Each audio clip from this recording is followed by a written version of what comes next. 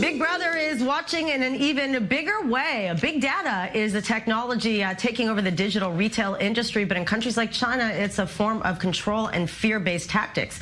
Vili Abraham with more on this topic, which is something we haven't heard a lot about, but obviously it's important. So what is big data? Yeah, and it's really an emerging technology. So first of all, it has gained momentum in the 2000s, and we're actually talking about large amounts of data that are generated through different applications and sources. So, for example, some of the sources that we have, we can conduct Google searches. So, for example, today doctors, if a lot of people Google flu, how do I prevent flu, what can I take against flu, then they know that there is an outbreak that is about to occur, so they can prevent this. For example, social networks. So every time we post a picture or a clip, this is used in order to find more suitable advertisers for us, okay? Apps like Waze and Spotify. When we use Waze, people know, or companies know where we are.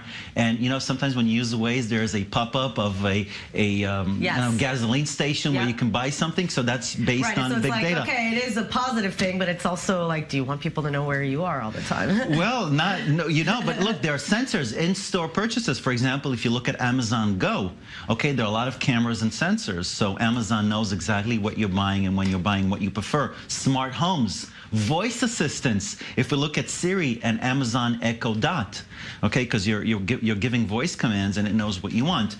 Connected cars, I'm talking about autonomous vehicles in the future. Facial recognition, even health wearables like the smart Apple Watch. So that's also something. So is this good for, you know, in general, we're talking about these things. How is them having all this data good for us? Just other than we don't have to dig as much to find, you know, now they just know how to target us with like-minded advertising and whatnot? Okay, so big data analysis enables a few things or a few functions, and in certain ways it benefits only the companies, but in certain ways it benefits us consumers as well. For example, for companies, it can reduce cost. For example, UPS was able to save millions by using crowdsourced data that comes from other drivers, and this way was able to find shorter routes. Save time, new product development based on our needs, smart decision making, and routes. If you look at buses are able to come more frequently or know where to go based on where people are crowded based on this information. So we benefit from that. All right, so now who is, you know, there are certain countries where this could really be used against them in a way. Yeah, well, China, if you look at a specific province, it has been using big data in order to spy on the local population in order to avoid, you know, dissent, for example. So there are cameras, CCTV cameras, every 100 or 200 meters.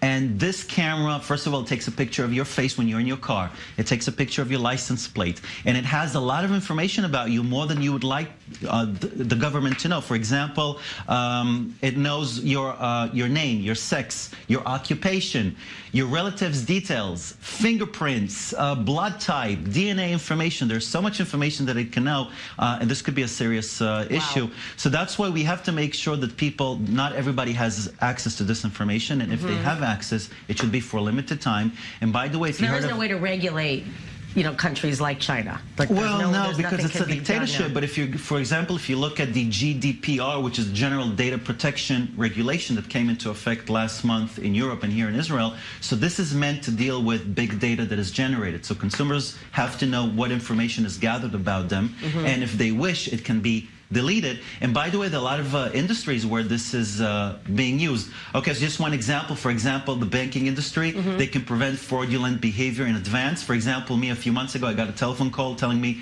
you know, we're canceling your card because somebody in Texas used your card to fuel their car. So to be prevented, there you go. Well, thank you very much, Vili. It was a pleasure.